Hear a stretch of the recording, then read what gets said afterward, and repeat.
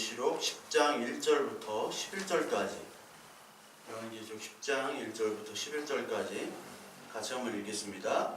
내가 또 보니 힘센 다른 천사가 구름을 입고 하늘에서 내려오는데 그 머리 위에 무지개가 있고 그 얼굴은 해 같고 그 발은 불기둥 같으며 그 손에는 펴놓인 작은 두루마리를 들고 그 오른발은 바다를 밟고 왼발은 땅을 밟고 사자가 부르짖는 것 같이 큰 소리로 외치니 그가 외칠 때 일곱 우레가 그 소리를 내어 말하더라.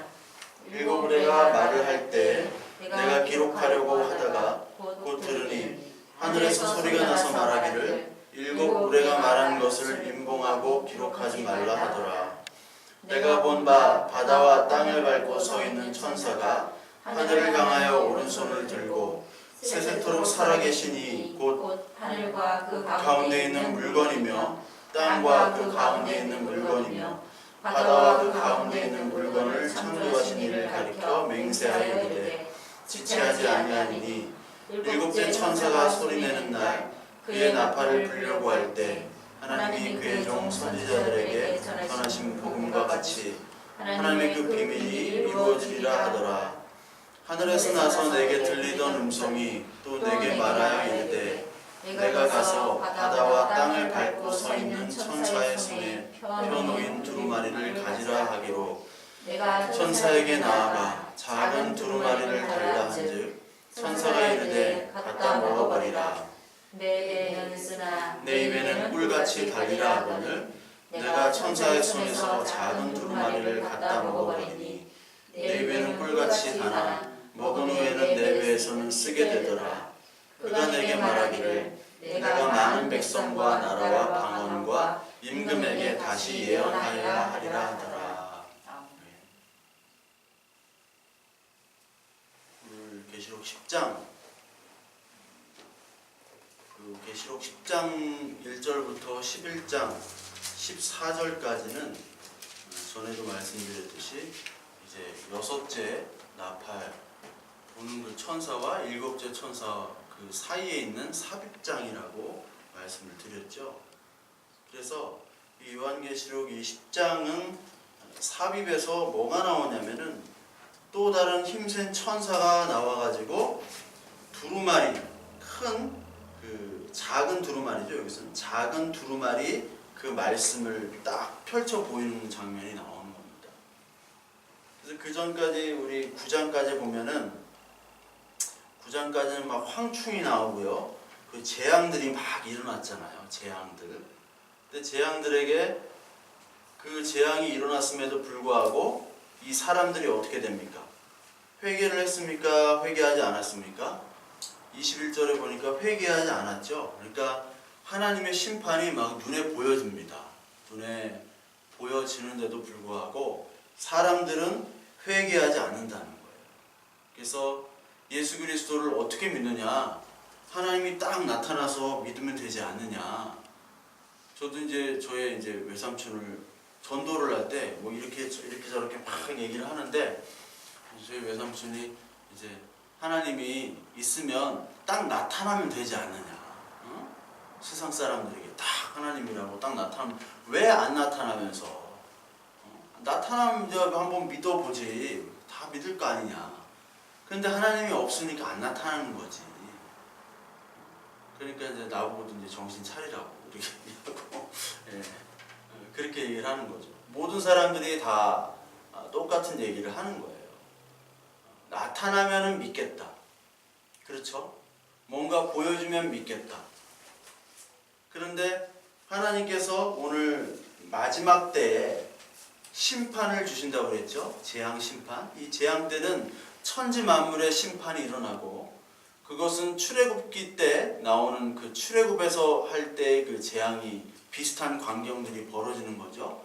그것보다 더 큰 재앙들이 실제로 눈에 봄에도 불구하고 이 사람들이 절대로 회개를 하지 않는다는 겁니다.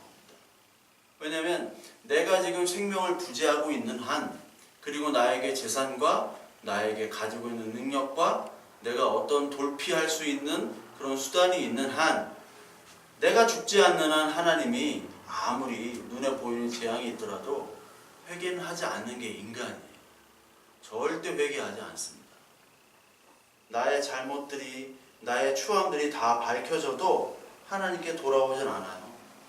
오히려 더 우상에게 절한다고 나오죠. 20절에 금은 동 목석의 우상에게 절하고 복술 음행 도덕질을 회개하지 않는다고 얘기합니다. 그러니까 하나님께서 보여주는 그런 것들 가지고 우리가 회개할 수도 없고요. 그리고 우리 하나님을 믿을 수도 없습니다. 그게 하나님이 얘기하시는 진실이에요. 그래서 이 작은 이 책을 천사를 통해서 하나님께서는 보여주고 계십니다. 왜 책을 보여주느냐? 재앙에도 모든 사람이 회개하지 않았지만 뭐를 통해서만 회개할 수 있냐? 하나님이 주신 이 작은 책, 이 두루마리 책만을 가지고 회개할 수 있다는 거예요. 너희가 하나님께 돌아올 수 있다는 겁니다. 이 재앙에도, 그 큰 재앙에도 사람들의 마음이 움직이지 않았을 텐데 이 책이 무슨 능력이 있다고 책을 주니까 회개를 하고 돌아온다는 거예요. 그러니까 하나님께서 주시는 마지막의 사랑의 방편은 바로 하나님의 말씀이 기록된 이 책을 보여주신다는 거예요. 그래서 이 10장에 보면은 10장 처음에 여기 다른 천사가 갑자기 나타납니다. 그런데 이 천사가 어떤 천사냐면 힘이 센 천사래요. 힘이 센 천사가 구름을 입고 하늘에서 내려오고 머리에 무지개가 있고 얼굴은 해 같고 발은 불기둥 같다라는 표현을 합니다. 이게 계시록 4장에도 나오죠. 우리 계시록 4장에 보시면요. 4장 3절 한번 보겠습니다. 계시록 4장 3절에 보니까 앉으신 이의 모양이 벽옥과 홍보석 같고 또 무지개가 있다고 얘기해요. 그러니까 여기서는 구름을 입고 와가지고 머리 위에 무지개가 있는 힘센 천사가 나타난다라고 표현을 줍니다. 무지개라는 말이 나오는데 무지개는 어디에 나오죠? 창세기에 나오죠. 무지개. 무지개는 언약을 얘기했죠. 언약. 그래서 노아 때 이제 무지개 언약이 나오게 되는 거죠. 무지개. 그러니까 하나님이 이 무지개 언약을 주셨다. 즉 이 힘센 천사는 어떻게 보면 이 하나님 예수 그리스도를 좀 상징하는 그런 모습과 비슷하죠. 그리고 여기 얼굴에 해 같은 막 모양이 있고 발이 불기둥 같다라는 것은 요한계시록 1장 16절에 또 그대로 나오는 표현입니다. 요한계시록 1장 16절에 보니까 그의 오른손에 7별이 있고 그의 입에서 좌우에 날선검이 나오고 그 얼굴은 해가 힘있게 비치는 것 같더라. 얼굴이 해 같대요. 그리고 발은 불기둥 같다. 여기 그 요한계시록 1장 15절에 보면 그의 발은 풀무불에 단련한 빛난 주석 같다. 풀무불이라는 건 이 용광로거든요. 그러니까 발에는 막 불이 나오고 얼굴은 막 해가 나오고 그런 표현을 하는 거예요.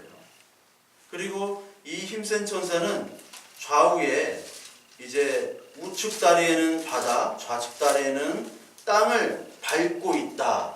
그러면서 그 손에는 작은 두루마리를 들었다라는 이런 환상을 보는 겁니다. 그래서 어떤 천사가 그런 모양을 가지고 머리 위에는 구름이고 무지개고 얼굴은 해가 있고 두루마리를 손에다가 딱 펴고 이 다리 한쪽에는 바다에 걸치고 땅에 걸치는 그런 환상을 지금 요한이 보고 있는 겁니다.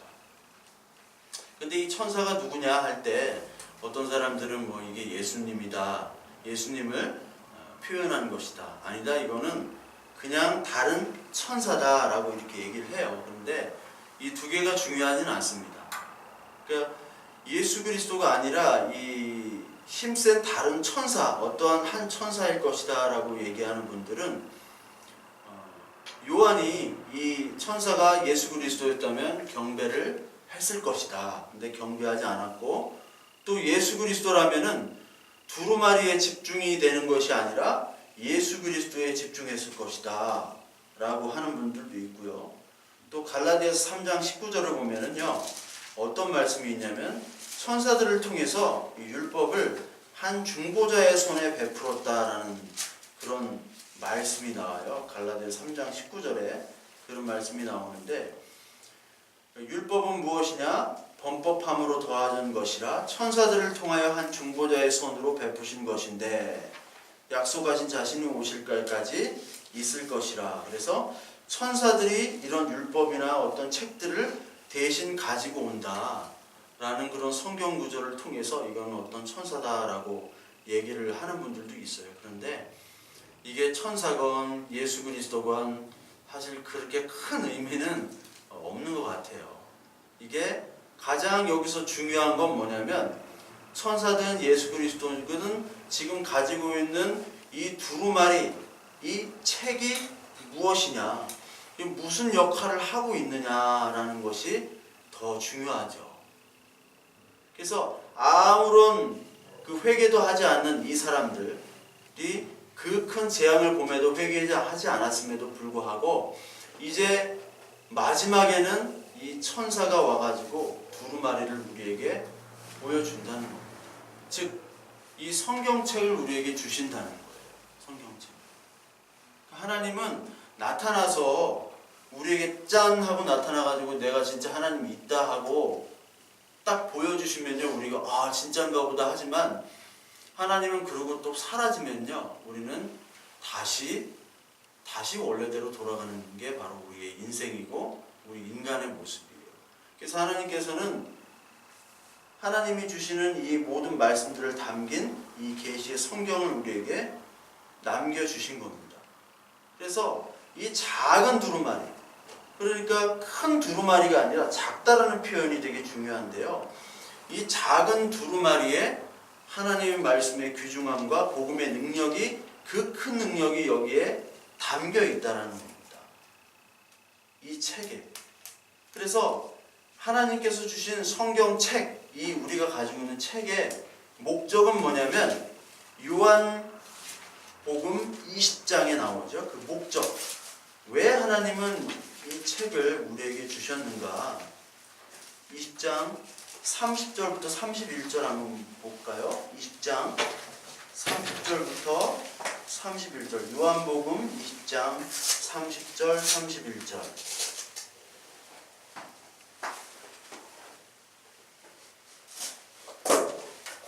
같이 한 목소리를 읽겠습니다. 예수께서 제자들 앞에서 이 책에 기록되지 아니한 다른 표적도 많이 행하셨으나 오직 이것을 기록함은 너희로 예수께서 하나님의 아들 그리스도이심을 믿게 하려 함이요 또 너희로 믿고 그 이름을 힘입어 생명을 얻게 하려 함이니라. 다른 표적 여러 책에 기록되지 못한 것도 이 책에 많이 기록하면 책의 분량이 많아지겠죠. 그런데 딱 정확한 목적으로 이 책은 기록됐다는 것이고, 그 기록된 목적은 바로 너희가 예수 그리스도를 믿어서 생명을 얻게 한다는 거예요. 생명. 그래서요, 이 세상에 모든 책들이 있습니다. 지금 가장 잘 나가는 책이 뭔지는 모르겠어요. 제가 책을 하도 안 읽어가지고. 예전에는 제가 책을 되게 많이 읽었었던 적이 있어요. 제가 책을 많이 읽어가지고 한번 1년에 얼마 몇 권이나 읽었나 하니까 한 400권을 읽는 것 같더라고, 1년에. 그러니까 하루에 한 권을 읽어야 돼요. 한 300페이지 분량에. 근데 그런 거 다 읽어도요, 1년 정산을 하면 내가 무슨 책을 읽었나를 몰라요. 그리고 이 책이 무슨 내용인지 하는 것도 가물가물해요. 그러니까 이 세상의 모든 학문들은요, 뭔가 가치 있는 것 같죠? 이 세상에 뭐 TV에도 많이 나오죠. 뭐 과학이다, 인문학이다, 뭐 철학이다, 뭐 경제학, 정책 뭐 많이 얘기하지만 그것들의 종결점은 어디냐면 바로 사망입니다. 사망. 뭔가 좋은 얘기 다 하지만 결국은 사망이에요. 결국은 사망. 막 아는 척은 다 하죠. 그러니까 여기 이제 삼척동자들이 다 있어요. 척하는 사람들이 다 있는데 알고 보면 그 마음은 다 죽은 사람이에요. 그러나 우리는 철학도 몰라요. 과학도 몰라요. 몰라요 다. 몰라도 하나님의 말씀에 이 말씀만이 나를 살리고 이 말씀이 나에게 살이 되고 피가 되고 뼈가 돼요. 그것들의 말씀에 순종함으로 말미암아 나의 삶이 좀 더 거룩해지는 그것밖에 없다고 고백하는 사람들에게는 생명밖에 없습니다. 생명. 이게 생명이 되게 중요한 거예요. 생명이. 생명은 반드시 씨가 필요하죠. 씨.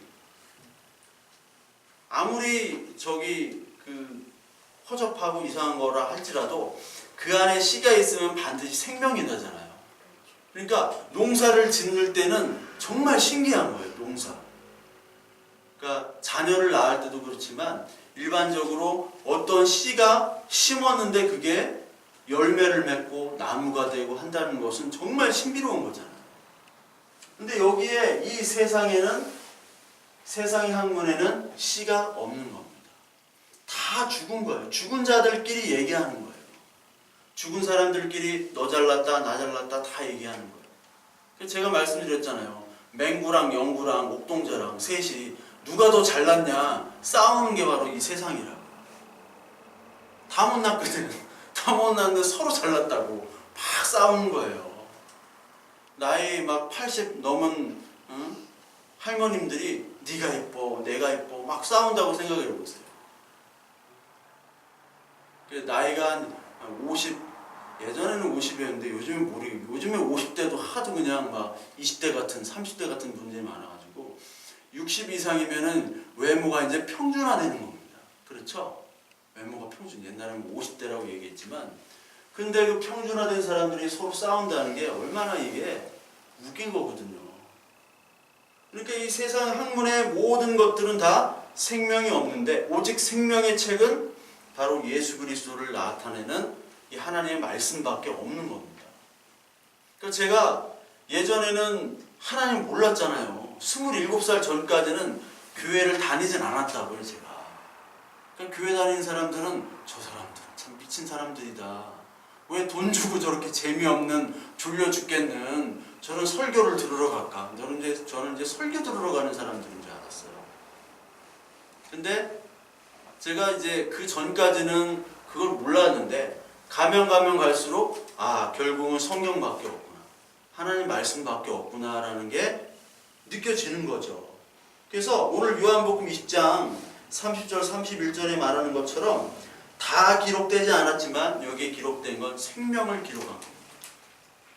그래서 여기에 작은 책이에요. 작은 두루마리에는 어떻게 보면 모든 것들이 다 기록되어 있지 않습니다. 이 성경에 누구랑 결혼해라, 무슨 직업을 가져라, 빚쟁이가 오면 어떻게 해라, 아니면 보증을 써달라고 하면 어떻게 해라, 이렇게 구구절절하게 자세하게 이렇게 목록이 있으면 얼마나 좋습니까? 그대로만 순종하면 너무 편하겠죠. 그런데 그런 내용이 없고 두루뭉술하게 이렇게 말씀을 하셨어요. 그러니까 이 성경책에는 모든 것들이 다 기록되어 있지는 않습니다. 여러분, 이단이 왜 이단이냐면 모든 것들을 다 기록된 것처럼 설명하고 풀이하는 게 이단이에요. 모든 것들을. 그래서 이단들은요, 이사야서에 짝이 있다고 해가지고 짝 맞추기를 합니다. 짝 맞추기. SBS 짝이 이제 폐지가 돼가지고 이게 재밌었는데, 예? 짝 맞추기. 이 말씀과 이 말씀이 서로 짝이다 해가지고 공식을 많이 그려요.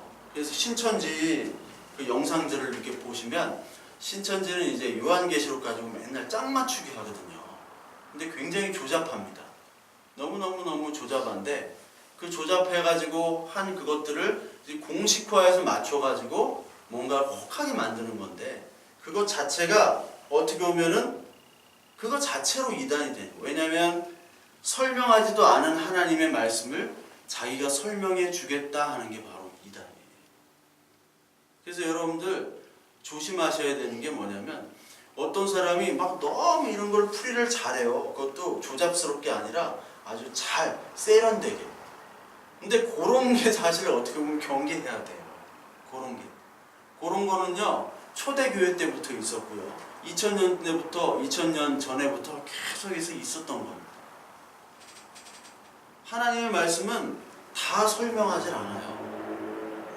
인간이 가장 큰 죄악이 뭐냐면 자기가 하나님 되는 거잖아요.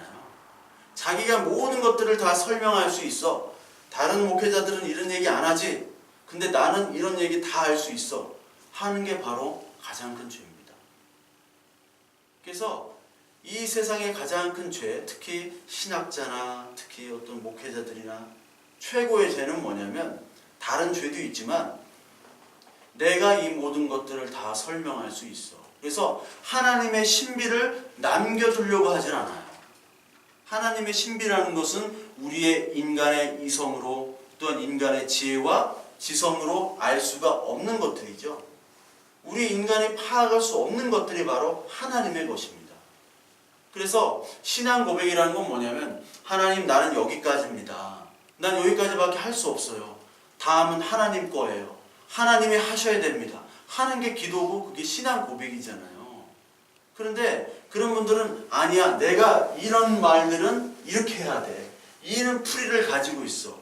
이런 구절들은 바로 이런 거야. 내가 다 할 수 있어. 라고 주장하고 얘기하고 그렇게 사는 분들도 있어요. 그게 바로 큰 죄입니다. 그게 바로 하나님이 되려고 하는 거예요. 그래서 오늘 나오는 여기에 작은 책은 그 모든 것들을 다 얘기를 하지 않습니다. 그러면서 이 작은 책이 어떠한 특징을 가지고 있느냐? 하나님께서 뭐라고 얘기하시냐면 이 작은 책을 가지라라고 얘기합니다. 가져라. 가져라. 그러니까 이 작은 책을 이 두루마리를 누구한테 주라라는 것도 아니고 네가 가지라라고 얘기를 해요. 가지라. 여기 8절을 한번 보겠습니다. 8절. 하늘에서 나서 내게 들리던 음성이 또 내게 말하여 이르되 내가 가서 바다와 땅을 밟고 서 있는 천사의 손에 펴놓인 두루마리를 가지라 하기로. 가져라. 우리에게 이 두루마리 책을 딱 주셨는데 네가 이 책을 가져야 된다는 거예요.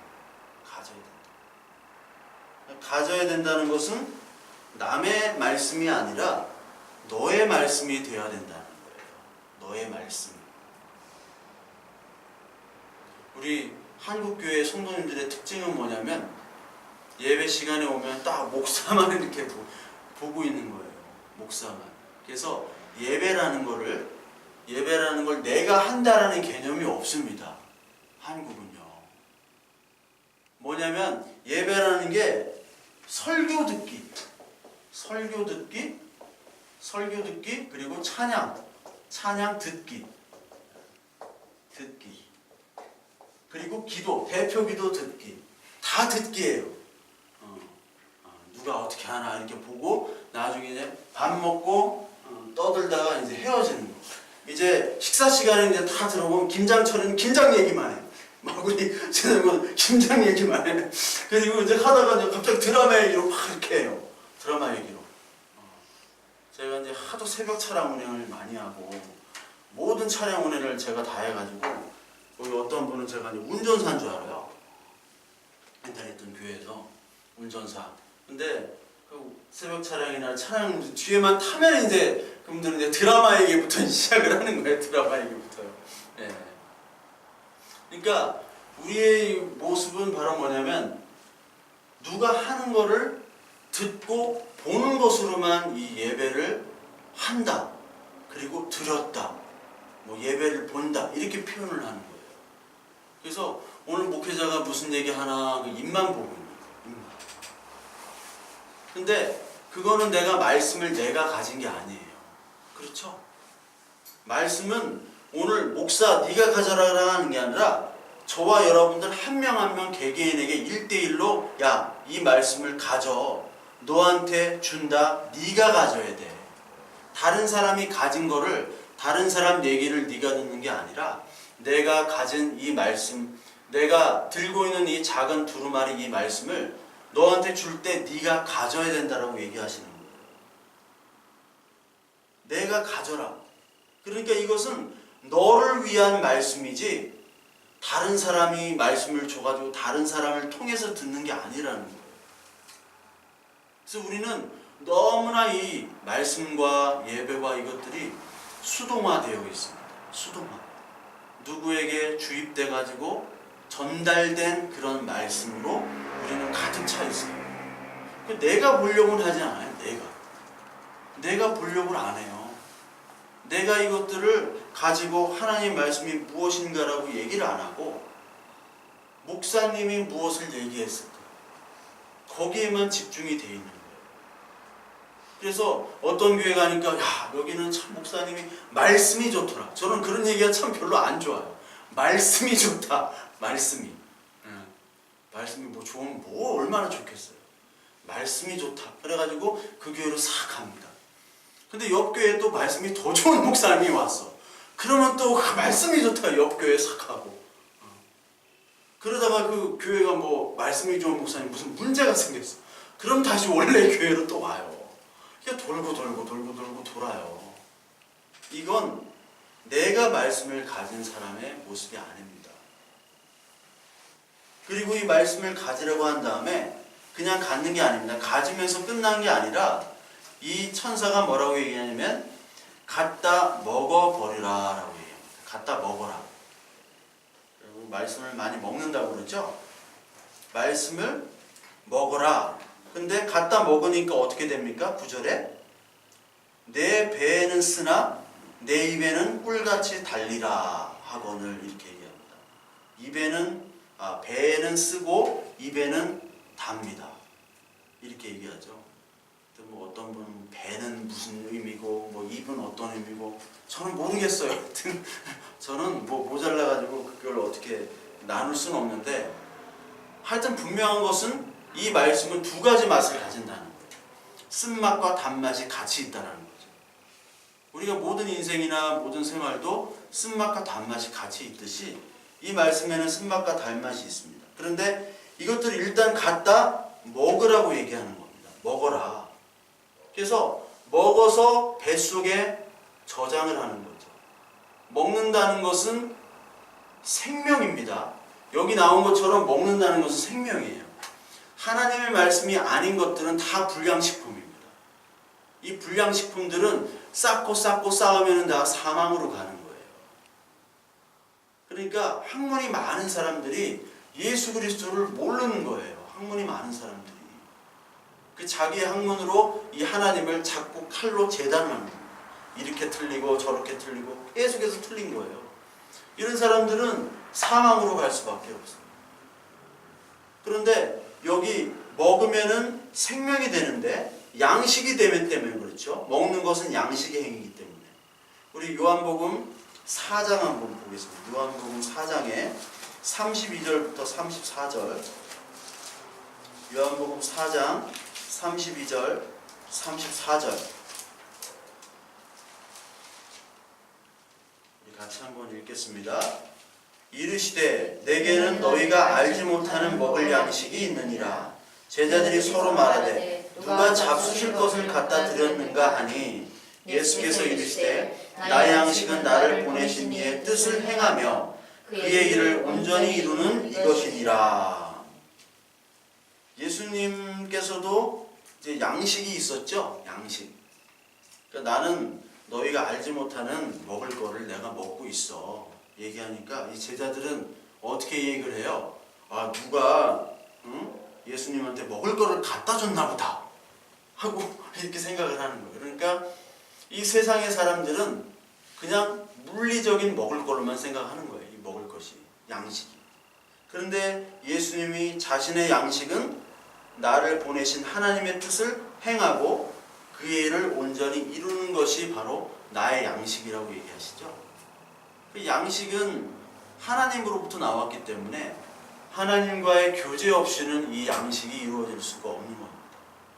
그러니까 두루마리 책을 우리에게 양식으로 주신다는 것은 하나님과 교제를 통해서 이것을 먹고 씹어 먹어서 생명이 되게 하라는 거예요. 예수님께서도 생명이 되는 이 양식은 바로 하나님의 뜻을 행하는 거였습니다. 하나님의 뜻을 아는 것이었고요. 그렇다면 우리가 성경 말씀을 그렇게 많이 알고 암송하고 많이 하잖아요. 근데 그거를 양식을 먹는다고 하잖아요. 또 얼마나 양질의 설교들을 많이 듣습니까? 우리가 듣는데 그 양식이 어디 갔죠 우리? 양식이 먹었는데 배도 안 부르고 뭔가 먹었으면 우리가 하나님의 여기 나오잖아요. 예수님도 뜻을 행하며 온전하게 이루는 것이 보여져야 되는데 그 양식이 다 사라졌어요. 그 양식이 어디 갔을까요? 이 양식이. 예? 여기 요한복음 6장 한번 다시 보겠습니다. 6장 26절부터 29절까지 또 양식을 얘기하십니다. 예수께서 대답하여 이르시되 내가 진실로 진실로 너희에게 이르노니 너희가 나를 찾는 것은 표적을 본 까닭이 아니요 떡을 먹고 배부른 까닭이로다. 썩을 양식을 위하여 일하지 말고 영생하도록 있는 양식을 위하여 하라. 이 양식은 인자가 너희에게 주리니 인자는 아버지 하나님께서 인치신 자니라. 그들이 묻되 우리가 어떻게 하여 하나님의 일을 하오리까? 예수께서 대답하여 이르시되 하나님께서 보내신 일을 믿는 것이 하나님의 일이니라 하시니. 자, 양식. 옛날에 하나님께서 모세를 통해서 만나를 많이 주셨어요. 근데 그 만나를 먹었음에도 사람들은 결국 나이가 들면 죽었죠. 병으로 죽기도 하고. 그런데 이제 진짜 만나, 산떡, 하나님의 떡이 이제 내려오니까 너희들이 이것을 믿으면, 이 양식을 먹으면 줄이지도 않고 배부르며 영원히 살 것이다. 즉 예수 그리스도를 얘기하신 것이죠. 그래서 썩을 양식, 이 세상은 썩을 양식이 있고 영생을 위한 양식이 있는데 썩을 양식이 아니라 영생을 위한 양식을 너희들이 먹어라. 그건 뭐냐? 하나님의 일을 하는 건데 하나님의 일을 어떻게 합니까? 하니까 먼저 하나님과 하나님께서 보내신 나를 믿는 것이 바로 하나님의 일이다. 그것으로부터 바로 생명이 나온다라고 얘기를 하시는 겁니다. 즉 우리가 말씀을 통해서 그렇게 양식을 먹는데 하나님의 뜻과 하나님을 믿는 것이 제대로 무엇인지를 모르고 우리의 열심만 부린다는 것은 사실 이건 어떻게 보면 썩을 양식이 될 수 있다는 거예요. 썩을 양식. 우리 한국만큼 암송과 읽기를 많이 하는 나라가 없습니다. 외국은 뭐 큐티 하긴 하지만 한국만큼 이렇게 큐티를 많이 하진 않아요. 큐티 책은 항상 팔립니다. 큐티 책은. 왜냐하면 새벽 기도를 대부분 큐티로 합니다. 모든 교회가. 그렇기 때문에 큐티 책은 팔려요. 근데 다른 책들은 팔리진 않아요. 아무리 좋은 내용을 써도. 그런데 과연 그 큐티 책이 어떠한 큐티냐? 큐티가 어떻게 보면은 너무나 하나님의 말씀을 딱 읽고요. 바로 적용을 합니다. 바로 뭘로 적용하냐? 자신의 꿈과 야망과 자신의 문제 해결로 적용을 너무 쉽게 하는 것을 큐티가 또한 열어놨어요. 좋은 측면도 있는데 나쁜 측면. 근데 여러분 저기 절에 가보시면요. 스님들 우리 황현수 선생님 절에 예전에 다니셨죠? 네. 절의 스님들은 어떻게 묵상을 하냐면 하루 종일 하고 일주일 내내 하고 한 달 내내 하고 1년 내내 해요. 1년 내내.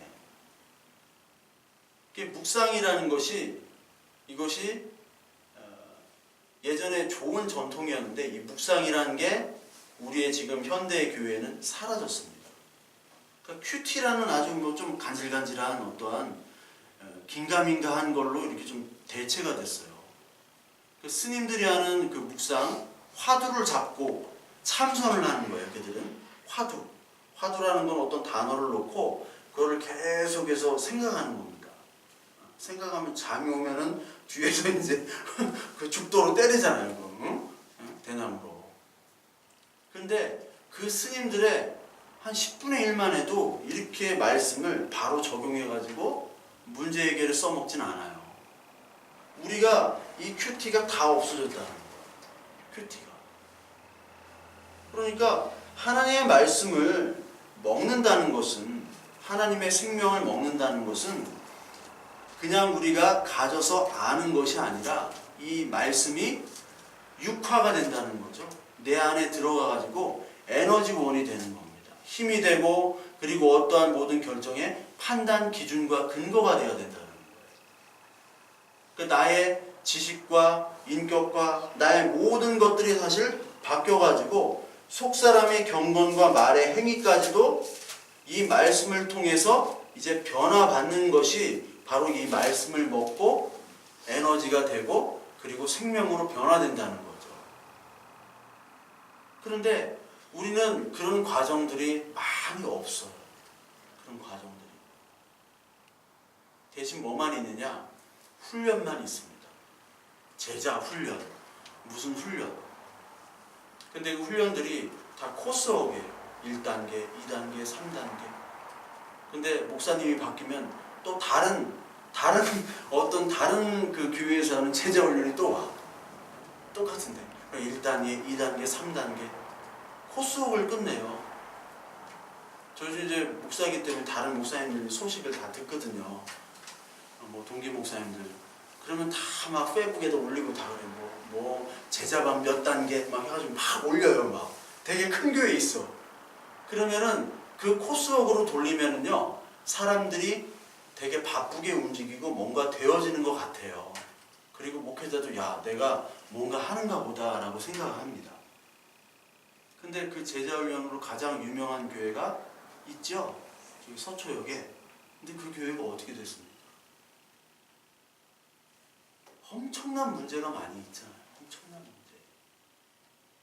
과연 제자훈련이라는 게 뭔가? 사실 예수님은 제자훈련을 했습니까? 안 했습니까? 제자훈련을 하신 적이 없어요. 예수님이. 근데 거기 제자훈련 프로그램에 가면요. 예수님이 제자훈련의 원조라고 얘기를 하세요. 목하는 목사님도 얘기하시고. 근데 제자훈련을 하신 게 아니라 그냥 데리고 다니셨어요. 그냥 같이 밥 먹고 봐도 얘기해도 모르거든. 근데 이제 3년 동안 끌고 다닌 걸 훈련이라고 표현하자면 표현한 건데 그게 어떤 코스웍처럼 훈련하는 게 아닙니다. 그게 마음의 인격과 감정과 그 모든 눈물과 또 기쁨과 그 모든 것들이 사실 그 상대방과 연결될 때 이 하나님의 뜻이 이어지는 거거든요. 나한테 전달이 되어지는 거고. 근데 그게 없이 그냥 딱 정규 프로그램 어떤 대학 강의처럼 딱 그렇게 되어버렸어요. 그게 아니거든요. 그래서 하나님의 말씀이 먹고 소화되고 다 씹어버리면요 여기에 우리의 생명 속에서 그 안에 반응이 일어나는 게 바로 달기도 하고 쓰기도 한 반응이 일어나는 겁니다.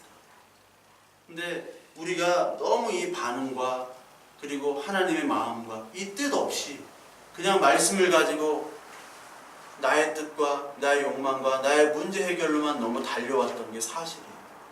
그 깊은 어떤 하나님의 말씀에 대한 고민과 묵상과 자기의 삶에 대한 반성이 없이 코스웍으로 진행됐던 그런 우리의 어떤 훈련이란 프로그램들, 말씀 묵상이란 얘기, 큐티라는 얘기, 그 말씀들이 물론 다 소용없는 건 아니지만 상당히 많은 부작용을 가져왔다라는 거예요.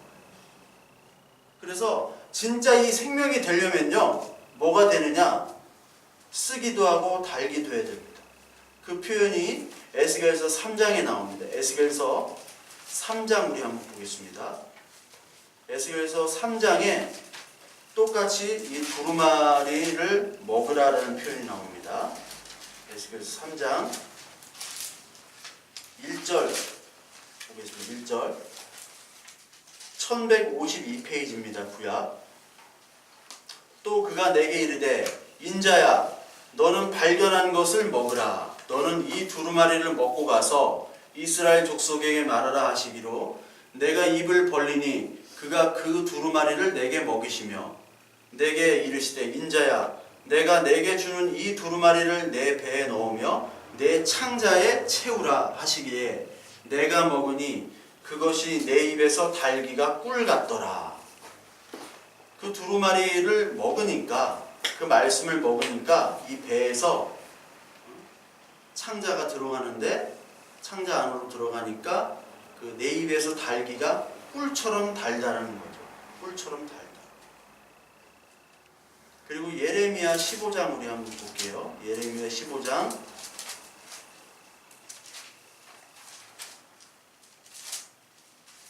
16절입니다. 예레미야 15장 16절. 여기 보면요. 만군의 하나님 여호와시여 나는 주의 이름으로 일컬음을 받은 자라. 내가 주의 말씀을 얻어 먹었사오니 먹으니까 어떻게 됩니까? 주의 말씀은 내게 기쁨과 내 마음에 즐거움이오나 내가 기뻐하는 자의 모임 가운데 앉지 아니하며 즐거워하지도 아니하고 주의 손에 붙들려 홀로 앉았사오니 이는 주께서 분노로 내게 채우셨음이니이다. 이런 얘기가 나오죠. 그러니까 이 만군의 말씀, 만군의 하나님 여호와의 말씀이 먹게 되면은 기쁨과 즐거움이 온다라고 예레미야는 또 표현을 해요. 이게 말씀이 꿀보다 더 단다는 얘기죠. 이게 시편 119편 103절부터 105절에도 말씀이 꿀보다 더 달달하는 얘기를 합니다. 자, 말씀이 꿀보다 더 단단하는 게 과연 뭘까요? 진짜 여러분 말씀이 꿀보다 더 답니까? 쓸 때가 더 많지 않나요? 말씀이 꿀보다 더 달기도 하고 또 써야 되기도 합니다. 달기만 해서는 안 돼요. 또 쓰기만 해서도 안 됩니다. 왜? 이 말씀이 참 기쁨과 참 위로를 주기 때문에 그래요. 이 세상에 아무것도 기쁨이 없다라니까요. 지속된 기쁨은 없다라는 거예요. 그러니까 많은 사람들이 야, 저런 여자랑 결혼하고 싶다. 저런 남자랑 결혼하고 싶다. 막 조각 같은 외모의 남자. 그리고 조각인지 뭔지 모르겠어요. 하여튼 예쁜 그 아름다운 여자. 근데 24시간만 그 여자 그 남자만 쳐다봐도 좀 지겨울 것 같아요. 예전에 그 더 킹이란 영화 있거든요. 더 킹이란 영화에 조인성하고 이제 그 정우성이 나오는데 그 영화 대부분은 어디서 찍었냐면 충남대학교 도서관에서 찍었어요. 그래서 주한이 아빠가 이 정우성이랑 조인성 이거를 막 스텝을 뚫고 스텝들이 막 저지하고 막 왔는데 이렇게 카메라로 이렇게 찍었거든요. 조인성하고 정우성 잘생겼다 막 이렇게 하는데 쟤네들은 군살도 없어 막 체중 관리를 어떻게 하는 거야. 근데 도서관에 있으니까 막 애들이 막 공부도 안 하고 막 구경하러 왔는데 도서관에서 찍었어요. 근데 보니까 잘생기긴 잘생겼는데 과연 그 사람을 계속해서 쳐다만 봐봐요. 여러분 아주 경치 좋은데 가보신 적 있으시죠? 근데 처음 볼 때 와 좋아요. 근데 계속 보고 있어봐요. 빨리 집에 가야지. 빨리 집에 가야지. 이제 지겹다. 그런 생각밖에 안 들 거예요. 힘들고 막 허리도 아프고. 마찬가지입니다. 이게 아무리 좋은 걸 주더라도요. 이 세상의 것들은 그냥 그렇다는 거예요. 그냥 그렇다. 아무리 예쁜 사람, 아무리 잘생긴 사람하고 같이 있어도 이제 지겨운 게 인간의 죄악이에요. 이제 지겨워요 막. 저 이쁜 게 지겨워요.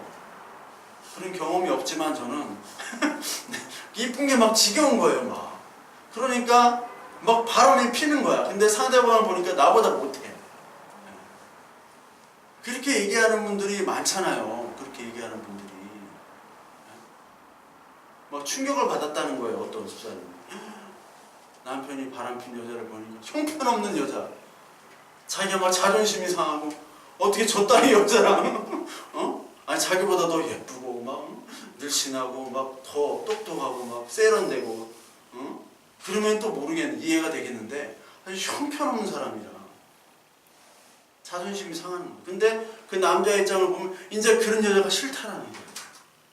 그런 여자가 싫다라는 거예요. 남자나 여자나 모든 세상의 모든 것들이 다 일시적인 거라는 거죠. 즉 하나님께서 주시는 기쁨과 위로, 이게 우리에게 그 말씀이 꿀처럼 단 그 경험들을 너희들이 지금 해야 된다. 그리고 그 말씀, 이 말씀이 꿀보다 더 달 그 말씀으로 말미암아 우리가 기쁨과 위로를 얻는 그 모습으로 하나님께서 이어주시고 인도해 주시고 변화시켜 주신다는 겁니다. 그리고 이 말씀은 동시에 씁니다. 왜 쓰냐면은 이 배에서 쓰죠. 배에서. 이 말씀이 깊이 깊이 들어가면 들어갈수록 우리에게 쓴 말씀으로 다가올 수 있어요. 왜요? 우리의 감춰진 더러운 것들이 나오기 때문에 그렇습니다. 감추어진 더러운 것들. 내가 내 스스로 저는 이렇고요. 저는 죄인이고 잘못했고요. 이런 거는 별로 이렇게 마음이 아프지가 않아요. 왜냐하면 내가 먼저 선빵을 날렸기 때문에. 예. 근데 다른 사람이 너 못생겼어. 너 별로야. 넌 하나님을 알지도 못하는 것 같아. 넌 바보 같아. 이런 얘기를 하면요. 그게 더 아프죠. 그러니까 하나님의 말씀이 우리 배 안에 들어오면요. 이게 쓰게 되는 거예요. 쓸 수밖에 없는 거예요. 그러니까 자기의 힘과 자기의 감정과 자기의 능력들을 이 말씀 앞에 순종하고 복종시키고 그 모든 것들을 내려놓는다는 것 자체가 우리에게 쓴 겁니다. 우리에게 아픔이 되는 거예요. 그래서 이 하나님의 말씀을 가지고 이 세상에 살아간다는 것, 이 하나님의 말씀을 가지고 이 세상에서 하나님의 말씀으로 말미암아 순종하며 산다는 것은 어떻게 보면 굉장히 아픔이고 슬픔이고 고독이고 그렇습니다. 그래서 아까 예레미야도 이 말씀이 들어가면 아까는 그 기쁨이라고 얘기했지만 슬픔을 또 그 뒤에 바로 표현을 하잖아요. 왜냐하면 하나님의 말씀을 받은 사람이 그 당시 예레미야밖에 없는 거예요. 하나님의 말씀을 받지 않으면 그냥 다른 사람처럼 편안히 살면서 이렇게 잘 먹고 잘 살 수 있는데 하나님의 말씀이 나를 괴롭히는 겁니다. 너 이렇게 저렇게 이렇게 해야 돼. 저주를 선포해. 이 땅 멸망한다고 선포를 해. 자꾸 그렇게 하나님께서 인도하시니까 자기가 괴로운 거죠. 그러니까 하나님의 말씀이 우리의 죄와 우리의 허물들을 빛으로 비추기 때문에 우리의 깊숙한 부분들을 다 비추기 때문에 우리에게 쓸 수밖에 없습니다. 이제 그 쓴 물이 나와야지만이 하나님만이 유일한 그 기쁨의 단물이 나오는 거예요. 근데 지금의 많은 사람들은 쓴 물 안 좋아하죠. 특히 청년들, 우리 청년들이 예전에 비해서 굉장히 멘탈이 약합니다. 아시죠? 굉장히 약합니다. 그래서 뭐가 조금만 흔들리면 그냥 교회는 안 나와요. 평균적으로 보면 한 교인이 한 500명인데 청년이 20명도 안 됩니다. 대부분의 교회들이. 왜냐하면 청년부가 이제 다 해산이 돼버렸어요. 우리나라 교회가. 없습니다. 청년들이. 어디에 가니 큰 교회는 있어요. 큰 교회는 막 몰려듭니다. 결혼하기도 좋고 또 분위기도 좋고 나이가 들어도 뭐 저 나이 돼도 다 청년부가 있어요. 그쪽은. 네. 청년부가 40이 넘어가면 어디 갈 데가 없거든요. 청년도 아니고 장년도 아니고 교회 안 나옵니다. 여러분. 그런 분들 아무리 교회 오래 다녀도 어디 낄 수가 없으니까 그런 분들은 이제 큰 교회를 가요. 큰 교회를 가면요 50대 청년부도 있어요. 자기들끼리 만나는 거야. 자기들끼리 편해. 50대 청년부. 근데 이제 50대 청년들이 자꾸 이제 30대 그냥 자매들하고 자꾸 이렇게 놀려고 하는데 그 제지당하고 막 그런 케이스가 많더라고요. 실제로 그래요. 왜 30대 쪽으로 이렇게 발을 옮겨. 같이 놀면 안 되냐고. 여기서 이러시면 안 된다고. 막 이렇게 하고. 그러니까 청년들이 없어요. 왜? 청년들이, 20대 청년들이 단 거만 먹었어요. 단 거만. 어떤 어려움과 아픔에 적응이 안 되는 세대예요. 적응이 안 되는 세대. 그래서 단물만 빨아먹는 그런 사람들이 있어요. 단물만. 그래서 이 시대 교회가, 이 시대 많은 성도님들, 저를 비롯해서 많은 성도님들이 딱 교회에 와서 딱 교회 가면은 편안하게 앉아서 에어컨 바람 탁 맞고 또 좋은 음악 환경 딱 듣고 그리고 좋은 교양 강좌 딱 듣고 딱 가는 게 되어버렸습니다. 그래도 올 때도 자기 차가 없으면요 셔틀버스 운행 안 하면 안 가요. 제가 예전에 교회에서 딱 전화를 받았어요. 저희 애기 엄마인데요 교회 한번 가고. 예, 근데 셔틀버스 운행 되나요? 그거부터 물어보시더라고요. 예, 셔틀버스 운행 됩니다. 예, 몇 시 몇 분에 그쪽으로 갑니다. 제가 그거부터 물어보는 거예요. 거기 키즈 카페 있나요? 예배를 드릴 때 요즘엔 키즈 카페 없으면은 여러분 교회 안 됩니다. 사람 안 옵니다. 키즈 카페가 반드시 있어야 돼요. 그것도 아주 좋게 평소에도 올 수 있도록 사람이. 그래서 키즈 카페 관리인 딱 두고요. 그리고 엄마들이 수시로 교회에 올 수 있도록. 왜냐면 교회가 요즘엔 신방도 잘 안 되고요. 찾아가는 거 전도도 잘 안 돼요. 그래서 올 수 있도록 환경을 만드는 게 바로 키즈 카페 같은 거. 그리고 카페, 독서실 뭐 그런 것들을 다 가지고 있어야 돼요. 교회가. 그러지 않으면 오질 않습니다. 근데 그 사람들이 뭐를 위해 오는 거예요? 생명을 오는 거예요? 사망을 오는 거예요? 사망의 세상의 것들을 찾아서 오는 거예요. 그 단물만 빨아먹고 간다는 거예요. 거기에 무슨 하나님의 말씀이 있습니까? 없잖아요. 근데 그것만 하면은 사람이 오니까 교회에 북적북적 거리니까 좋다고 그걸 하는 겁니다. 그걸 또 막 헌금하고요. 뭐 키즈 카페 만드는 헌금, 작정금 내라고 하고요. 막 그러고 있어요. 거기에 하나님 말씀이 선포가 안 됩니다. 키즈 카페 온 애들이 무슨 하나님 말씀을 들으려고 오는 사람은 없죠. 이게 단물만 쪽 빨아먹고 가는 거예요. 그래서 에이든 토저가 이 책에 어떤 책을 썼냐면 예배인가 쇼인가 그런 책을 썼어요. 예전에 읽었는데 그러니까 그분도 목사로서 계속 그 말씀을 전했으니까 그분이 자기의 이제 인생을 딱 돌아보면서 내가 쇼를 한 거 아니었는가, 쇼했구나.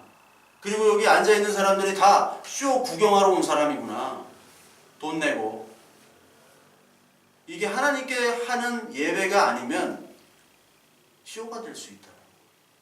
그냥 단물 빨아먹고 그냥 가는 거예요. 단물 빨아먹고. 그때 하나님께서 마지막으로 얘기를 하십니다. 11절에 내게 말하기를 내가 많은 백성과 나라와 방언과 임금에게 다시 예언하여야 하리라 하더라. 내가 요한에게 얘기하는 거죠. 즉 요한에게 얘기한다는 것은 교회에게 얘기한다는 겁니다. 교회에게 이제 모든 백성, 많은 백성에게 다시 네가 예언을 해야 된다. 예언한다는 것은 하나님의 말씀을 전하는 거고 설교하는 거고 전도한다는 얘기죠. 그러니까 네가 이 말씀을 받아서 먹어서 그리고 그걸 소화시켜서 단맛과 쓴맛을 다 본 후에야만이 네가 이 말씀을 전할 수 있다는 거예요.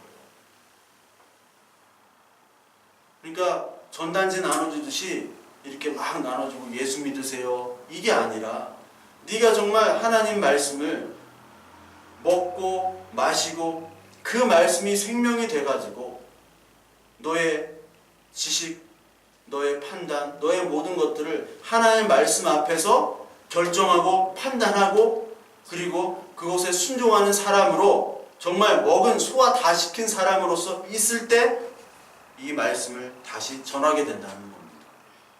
즉 요한 너는 아직까지 머물렀어. 너 아직까지 멀었어. 네가 다시 그 말씀을 먹고 마시고 그리고 다 소화시켜서 쓴맛 단맛 다 발아야 돼. 그때 하나님의 말씀을 전할 수 있다.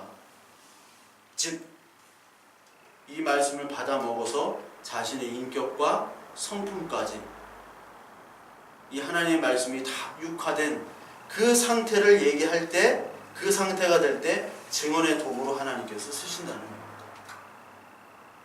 우리가 연약한 자지만 하나님의 말씀을 먼저 먹은 자죠. 하나님의 말씀을 먹은 자입니다. 그리고 이 먹은 자는 반드시 이 작은 책을 증언해야 됩니다. 증거. 그래서 교회의 가장 큰 표지가 바로 증인이죠. 증인.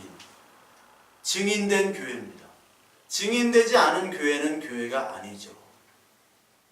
그래서 이 증인된다는 게 전도하고 선교한다는 건데, 이 전도하고 선교한다는 것이 사람들에게 많이 오게 하고 교회로 불러들인다는 그런 측면이 아니에요.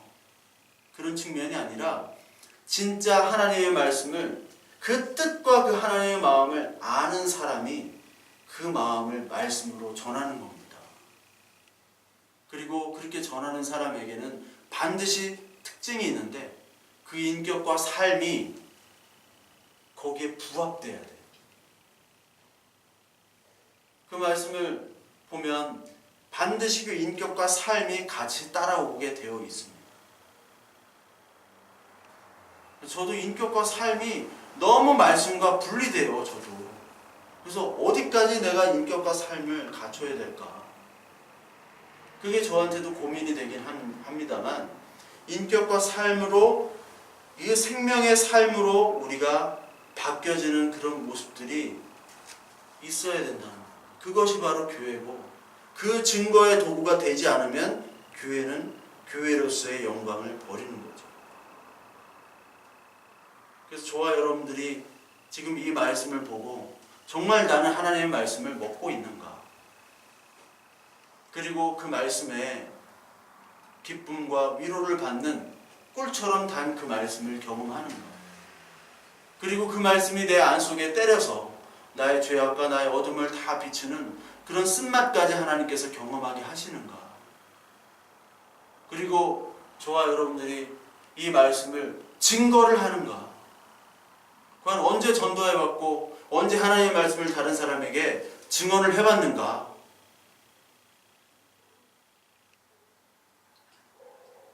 하나님께서 오늘 요한에게 이 작은 두루마리를 보여주시면서 다시 예언하여야 하리라 라고 말씀하셨던 것처럼, 저와 여러분들 교회에게 다시 너희들 예언해야 돼. 너희들 예언한 지 얼마나 됐어? 너희들 전도한 지 얼마나 됐어? 하나님의 말씀을 먹은 지 얼마나 됐니? 먹지 않고 하나님의 말씀을 씹지 않고 소화하지 않고 다시 힘을 내서 다시 먹어야 된다. 그것이 바로 내 자녀다라고 오늘 저와 여러분들에게 얘기하고 계십니다. 어떤 어려운 환경과 또 우리에 닥치는 여러 가지 우리의 마음에 들지 않는 조건들, 환경들, 처제들이 다 있습니다. 그럼에도 불구하고 우리를 살리는 것은 환경이 바뀌어지는 게 살리는 게 절대로 아닙니다. 하나님의 말씀이 나한테 와서, 그리고 나에게 주신 그 말씀이 내가 씹어서 먹고 삼켜, 그리고 나의 죄악들을 다 보여주시는 그 쓴맛에, 그럼에도 불구하고 그 쓴맛으로 남지 않고 하나님께서 주시는 위로와 기쁨의 단맛이 있을 때 내가 다시 예언할 수 있고 복음을 전할 수 있고 참된 교회가 됩니다. 저와 여러분들 이런 참된 교회, 일주일간 우리 정말 가정에 먼저 하나님 말씀을 전해야겠고요. 그리고 우리가 만나는 사람마다 그게 어떻게 하나님 말씀을 딱 전한다고 그 사람이 하나님 말씀을 다 받아들이겠습니까? 그렇지는 않지만 하나님 말씀을 그 때를 얻든지 못 얻든지 그 말씀을 전하는, 그것이 바로 교회고, 그것이 바로 성도고, 그것이 바로 예언해야 되는 이 말씀을 먹고 마시고 다 소화시킨 자의 삶의 모습일 것입니다. 저와 여러분들에게 이러한 모습이 있기를 간절히 소망합니다. 잠시 기도하겠습니다.